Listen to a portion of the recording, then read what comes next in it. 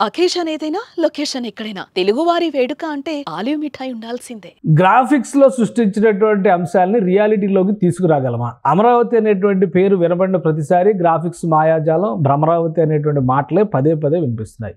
ఎందుకంటే ఏ బిల్డింగ్ అయినా కానీ ముందు నమూనా వేయకుండా, అంటే గ్రాఫిక్ డిజైన్ వేయకుండా రియాలిటీలోకి తీసుకురావడం అనేది అసాధ్యం. 1000 అడుగుల ఫ్లాట్ కూడా ఈరోజు మనం గ్రాఫిక్స్లోనే చూస్తున్నాం. కానీ అమరావతి విషయంలో మాత్రం ఈ విష ప్రచారం చాలా ఎక్కువగా జరుగుతున్నటువంటి పరిస్థితి ఉంది.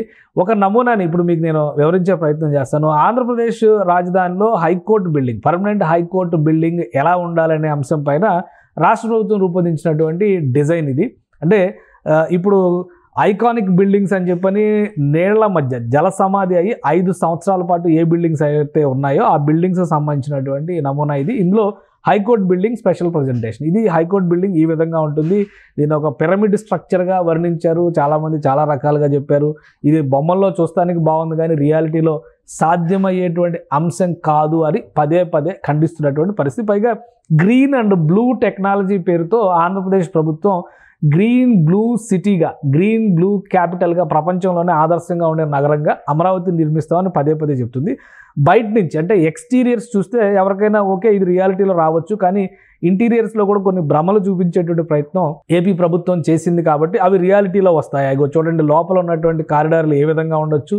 అలానే లైట్ వెంటిలేషన్, అంటే డే లైట్ వెంటిలేషన్, ఎక్కువగా విద్యుత్ శక్తిని ఉపయోగించకుండా వెంటిలేషన్ ఉండే విధంగా చేసినటువంటి డిజైన్ ఇది.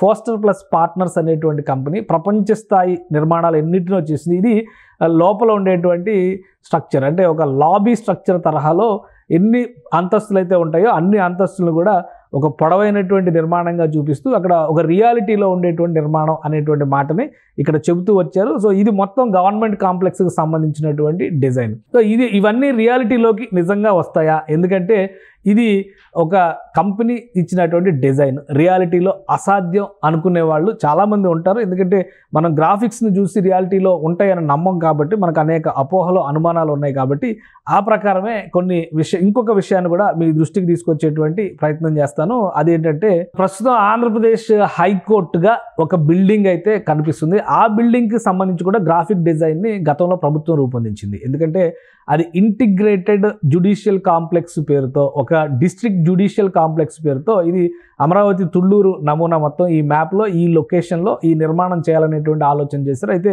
సడన్గా ఏపీ హైకోర్టు విభజన, కంబైన్డ్ ఏపీ హైకోర్టు విభజన జరగడం, ఆ తర్వాత డిస్ట్రిక్ట్ కోర్టు కాంప్లెక్స్గా నిర్మాణంలో ఉన్నటువంటి ఈ భవనం శరవేగంగా పనులు జరగడం, అందుబాటులోకి వచ్చేటువంటి అవకాశం ఉండడంతో ఇది అమరావతి డిస్ట్రిక్ట్ కోర్టు కాంప్లెక్స్ కావాల్సినటువంటి భవనం నమూనా ఇది. కానీ దీన్ని ఏపీ హైకోర్టుగా డిసైడ్ చేస్తూ ఏపీ హైకోర్టుని ఇక్కడికి తరలించారు. ఎందుకంటే విజయవాడ నగరంలో అప్పుడు పెట్టినటువంటి ఏపీ హైకోర్టు భవనం చాలా ఇరుకుగా ఉండడం. ప్రస్తుతం ఇంకో విషయం ఏంటంటే ఇప్పుడు ఏదైతే ఏపీ హైకోర్టుగా పెట్టి అక్కడి నుంచి షిఫ్ట్ చేశారో ఆ భవనం ప్రస్తుతం రాజ్భవన్గా విజయవాడలో ఉన్నటువంటి పరిస్థితి. సో ఇది ఆ రోజు రూపొందించినటువంటి గవర్నమెంట్ కాంప్లెక్స్ నమూనా చిత్రాలు. ఇవి బయట నుంచి చూస్తే ఎలా ఉన్నాయి, రియాలిటీలో ఇప్పుడున్నటువంటి గవర్నమెంట్ కాంప్లెక్స్ ఈ విధంగానే ఉందా లేదా, ఇది కూడా ఒకసారి పరిశీలించేటువంటి అవకాశం. యాజ్ ఇట్ ఈస్గా ఈ మ్యాప్ అంటే రహదారులు ఈ స్థాయిలో ఉన్నాయా, గ్రీనరీ ఈ స్థాయిలో ఉన్నాయా అనేటువంటి విషయాలను పక్కన పెడితే, ఎందుకంటే ఈ నిర్మాణం జరిగిన తర్వాత గత 5 ఏళ్లలో చాలా మాడిఫికేషన్స్ జరిగినాయి.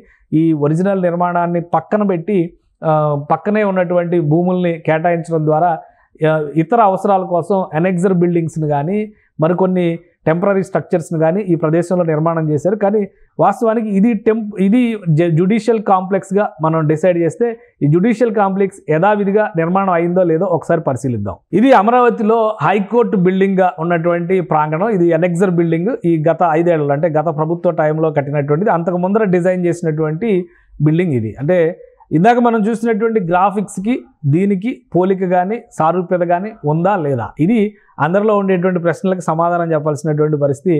అంటే గ్రాఫిక్స్లో ఉన్నటువంటి నమూనాల తరహాలోనే బిల్డింగ్స్ రూపొందించడానికి, ముఖ్యంగా ఎక్స్టీరియర్స్ రూపొందించడానికి ఎలాంటి ఇబ్బందులు ఉండకపోవచ్చు అనేటువంటి మాటని ప్రాక్టికల్గా ఇక్కడ ఈ దృశ్యాలను చూసిన తర్వాత మనం నమ్మొచ్చు. ఎందుకంటే ఈ నిర్మాణం గత ప్రభుత్వ హయాం చంద్రబాబు నాయుడు మొదటి టర్మ్లోనే, విభజిత ఆంధ్రప్రదేశ్లో మొదటి టర్మ్లోనే ఈ నిర్మాణం జరిగింది. ఇది ఆ పరిసర ప్రాంతాలన్నీ ప్రస్తుతం ఈ విధంగా ఉన్నాయి. అంటే గ్రీనరీ కానీ, అక్కడ ఏర్పాటు చేసినటువంటి వసతులు కానీ, అక్కడ జరిగినటువంటి ఇతర నిర్మాణాలు కానీ ఇవన్నీ కూడా ప్రస్తుతం ఈ రూపంలో కనిపిస్తూ ఉన్నాయి.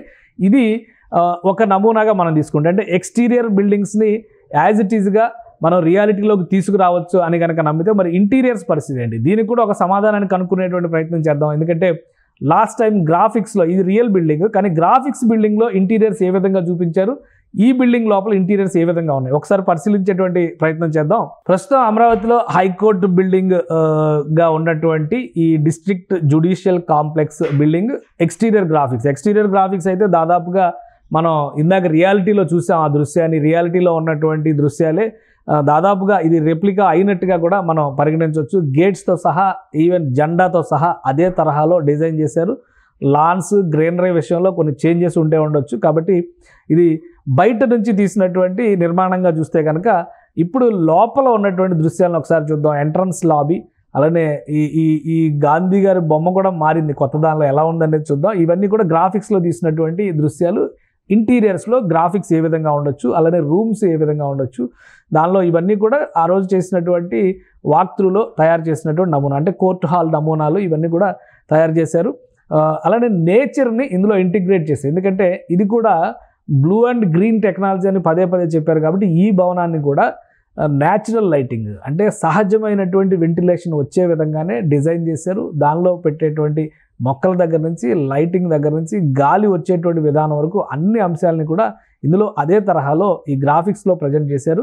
అది రియాలిటీలో ఎలా వస్తుంది అది కూడా ఒకసారి చూద్దాం. సో ఎక్స్టీరియర్కి సంబంధించి పర్ఫెక్షన్ వచ్చినట్టుగానే ఇంటీరియర్స్ విషయంలో కూడా ఒకసారి ఇది ఎంట్రన్స్ పాయింట్, ఇది లోపలికి వెళ్తున్నాం మనం, ఇది ఎంట్రన్స్ పాయింట్ హైకోర్టు బిల్డింగ్కి సంబంధించినటువంటి ఎంట్రన్స్ పాయింట్లో లోపలికి వెళ్తే రెండు వైపుల ఎంట్రన్స్ ఉంటుంది, అటు మెయిన్ ఎంట్రన్స్ ఉంటుంది, ఇటు బ్యాక్ సైడ్ ఎంట్రన్స్ ఉంటుంది. రెండు ఎంట్రన్స్లకి సంబంధించినటువంటి దృశ్యాలు. ఇది మొత్తం కూడా రియాలిటీలో, ఇది గ్రాఫిక్స్ కాదు. లోపలికి వెళ్ళి చూసినప్పుడు ఆ ఎంట్రన్స్ లాబీలో ఉన్నటువంటి దృశ్యాలు, ప్రస్తుతం ఉన్నటువంటి ఏపీ హైకోర్టు కాంప్లెక్స్గా ఉన్న బిల్డింగ్ లోపల దృశ్యాలు అంతా కూడా మ్యాక్సిమం న్యాచురల్ లైట్, న్యాచురల్ అక్కడ ప్లాంటేషన్స్ కానీ గ్రీనరీ కానీ ఇదంతా కూడా సహజంగా వచ్చే విధంగా చేసినటువంటి డిజైన్లు ఇవి. ఏవైతే గ్రాఫిక్స్లో చూపించారో రియాలిటీలో కూడా దాదాపుగా ఆ సహజమైనటువంటి దృశ్యాలే కనిపించే విధంగా, వచ్చే విధంగా ఇంజనీరింగ్ ప్లానింగ్ కూడా ఆ విధంగానే జరిగింది. సో ఇందులో ప్రతిదీ ప్లాంటేషన్స్ దగ్గర నుంచి లోపల ఉన్నాయన్నీ కూడా నిజమైనటువంటి మొక్కలే, అవి ఆర్టిఫిషియల్ ప్లాంటేషన్స్ కాదు. So green and blue building టెక్నాలజీని ప్రపంచవ్యాప్తంగా ఎంకరేజ్ చేస్తున్నటువంటి సందర్భంలో సాఫ్ట్వేర్ కంపెనీలు, పెద్ద కార్పొరేట్ కంపెనీలు ప్రపంచవ్యాప్తంగా ఇలాంటి నిర్మాణాల వెంటనే ఫాలో అవుతున్న విషయాలను మనం గమనిస్తున్నాం. అదే తరహాలో అంతర్జాతీయ స్థాయి నగరంగా ఈ అమరావతిని నిర్మించాలనేటువంటి ఆలోచన చేసిన ఏపీ ప్రభుత్వం ఫాస్టర్ ప్లస్ పార్ట్నర్స్ కంపెనీ ఇచ్చినటువంటి డిజైన్ల నమూనాల ఆధారంగా ఈ డిజైన్స్ అన్నింటినీ కూడా రూపొందించారు. సో ఇది బయట నుంచి చూస్తున్నాం మనం, బయట కనిపిస్తుంది ఆ దృశ్యం. ఇందాక ఎక్స్టీరియర్ని చూసాం కదా, ఎనెక్సర్ బిల్డింగ్ అందులో నుంచి కనిపిస్తుంది. ఇది మెయిన్ ఎంట్రన్స్ లాబీ. ఈ మెయిన్ ఎంట్రన్స్ లాబీలో ఏపీ హైకోర్ట్ ఆఫ్ ఆంధ్రప్రదేశ్ ఏవైతే గ్రాఫిక్స్లో ఉన్నాయో అవన్నీ కూడా రియాలిటీలోకి వచ్చినాయి. గాంధీ గారు బొమ్మ ఒకటే మారింది. ఎందుకంటే గాంధీ గారిని ఎందుకు పెట్టారు అనేటువంటి డౌట్ కూడా రావచ్చు. గాంధీ గారు బారిస్టర్, ఆయన మోహన్ దాస్ కరమ్చంద్ గాంధీ అనేటువంటి ఒక సత్యాగ్రహిగా మారేటువంటి క్రమంలో ఆయన అడ్వకేట్గా, లాయర్గా, ఆ రోజుల్లో బారిస్టర్ అనేవాళ్ళు కాబట్టి సౌత్ ఆఫ్రికా నుంచి ఇండియా వచ్చి కూడా ఆయన కోర్టులో పనిచేసినటువంటి లాయర్ ఆయన. అందుకని ఆయన ఒక ఇన్స్పిరేషన్గా తీసుకుని ఇందులో ఆ డిజైన్ని రూపొందించారు. అదే తరహాలో రియాలిటీలో కూడా ఈ ఛాంబర్స్ అన్నిటిని కూడా డిజైన్ చేశారు. సో గ్రాఫిక్స్లో వచ్చినవి రియాలిటీలోకి తీసుకురావడం అత్యంత క్లిష్టమైనటువంటి అంశం అనుకునే వాళ్ళకి దీని ఒక సమాధానంగా మనం చూడాల్సి ఉంటుంది. రెండు దృశ్యాలని పక్కన పెట్టి చూసినా కానీ ఎక్స్టీరియర్స్, ఇంటీరియర్స్ విషయంలో ఇప్పుడు ఏదైతే పర్మనెంట్ హైకోర్టుకు సంబంధించినటువంటి ప్లానింగ్ జరుగుతుందో దాన్ని రియాలిటీలోకి తీసుకురావడం అత్యంత సులువైనటువంటి అంశంగా ప్రస్తుతం ఉన్నటువంటి టెక్నాలజీని బట్టి చూస్తే కనుక ఈ గ్రీన్ బ్లూ టెక్నాలజీ ఆధారంగా చేసేటువంటి నిర్మాణాలన్నీ కూడా ఎకో ఫ్రెండ్లీ నిర్మాణాలుగా ఉంటాయి. పని ఒత్తిడి వలన ప్రకృతితో కలిసి పనిచేయలేని పరిస్థితిలో ఉన్నామనుకునే వాళ్ళకి ఇది ఒక పెద్ద రిలాక్సేషన్ పాయింట్గా ఉంటుంది అనేటువంటి మాట స్పెషలిస్టులు అందరూ చెబుతున్నది. అదే తరహాలో ఏపీ హైకోర్టు బిల్డింగ్ ప్రస్తుతం మనం చూసాం. ఇదే తరహాలో అమరావతిలో ఉండేటువంటి కీలకమైనటువంటి ఐకానిక్ బిల్డింగ్స్ అన్నీ కూడా అటు ప్రకృతితో, అంటే న్యాచురల్ లైట్తో, అలానే బ్లూ అండ్ గ్రీన్ ఈ రెండింటిని కాంబినేషన్ సిటీగా దీన్ని డిజైన్ చేసేటువంటి ప్రయత్నం జరుగుతుంది. సో ఇవి రియాలిటీలోకి తేవడం అంత క్లిష్టమైనటువంటి అంశం అయితే కాదు. ఖచ్చితంగా ఎవరైనా కానీ దీన్ని రియాలిటీలో ఆస్వాదించదగినటువంటి అంశం. ఈరోజు చూస్తున్నటువంటి పెద్ద గేటెడ్ కమ్యూనిటీల కన్స్ట్రక్షన్ని మనం ఎలా అయితే రియాలిటీలో చూస్తున్నామో అమరావతిలో జరిగేటువంటి నిర్మాణాలన్నీ కూడా 2 నుంచి 3 ఏళ్లలో ఒక్కొక్కటిగా రియాలిటీలో ప్రజల ముందర ఆవిష్కారం అయ్యేటువంటి అవకాశాలు అయితే పుష్కలంగా ఉన్నాయి. ఆ దిశగానే ఆంధ్రప్రదేశ్ ప్రభుత్వం కసరత్తు చేస్తుంది. దానికి తగ్గట్టుగా అధికార యంత్రాంగాన్ని కూడా తీర్చిదిద్దేటువంటి ప్రయత్నం జరుగుతుంది. ప్రణాళికాబద్ధంగా ఈ నిర్మాణాలపైన ఫోకస్ పెట్టేటువంటి ప్రయత్నం జరుగుతుంది. మరీ ముఖ్యంగా ఇక్కడ చేయబోయేటువంటి నిర్మాణాలు రాబోయేటువంటి తరాలకి ఒక ఆదర్శవంతమైనటువంటి నిర్మాణాలుగా ఉండాలనేటువంటి ఆలోచన రాష్ట్ర ప్రభుత్వం చేస్తుంది. ఆ క్రమంలోనే ఇవన్నీ కూడా ఇక్కడ జరిగేటువంటి నిర్మాణాలన్నీ కూడా ఆదర్శప్రాయంగా ఉండాలి, భవిష్యత్ తరాలకి ఒక గొప్ప నగరంలో నివసిస్తున్నాం అనేటువంటి అనుభూతిని కలిగించాలనే ఉద్దేశంతోనే ఈ ప్లానింగ్ చేసినట్టుగా రాష్ట్ర ప్రభుత్వం చెబుతోంది. సో ఈ international company foster plus partners అనేటువంటి కంపెనీ ఒక ఇండియాలోనే కాదు, ప్రపంచ దేశాల్లో జర్మనీ, ఇంగ్లాండ్, ఇది ఇంగ్లాండ్ బేస్డ్ బ్రిటన్ కంపెనీ, ఇది బ్రిటన్కి చెందినటువంటి కంపెనీ.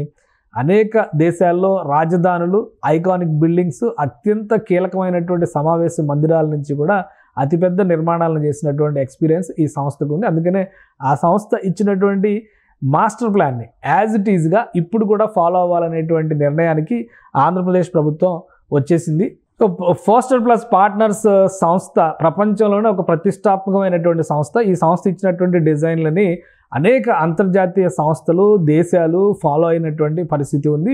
దీన్ని ఆదర్శంగా తీసుకునే మాస్టర్ ప్లాన్లో ఎటువంటి డీవియేషన్స్ లేకుండా మరొకసారి ఈ ఐకానిక్ స్ట్రక్చర్స్ అన్నిటినీ కూడా ముందుకు తీసుకెళ్లాలనేటువంటి ఆలోచనతో ఆంధ్రప్రదేశ్ ప్రభుత్వం ముందుకు వెళ్తుంది. అలానే ఇప్పుడు డీవాటరింగ్ కంప్లీట్ అయిన తర్వాత పర్మనెంట్ హైకోర్టు బిల్డింగ్కి సంబంధించి కూడా వాటర్ మొత్తం కూడా రిమూవల్ అయిపోయింది కాబట్టి అక్కడ నిర్మాణ ప్రక్రియకి సంబంధించి కొంత బడ్జెట్ ఎస్టిమేట్స్ రివైజ్ చేయాల్సిన పరిస్థితి ఉంది. ఎందుకంటే గత 5 ఏళ్లుగా ఆగిపోయినటువంటి పనులు, ఈ 5 ఏళ్లలో పెరిగినటువంటి రేట్లు, వీటన్నిటి ప్రభావం దానిపైన పడుతుంది.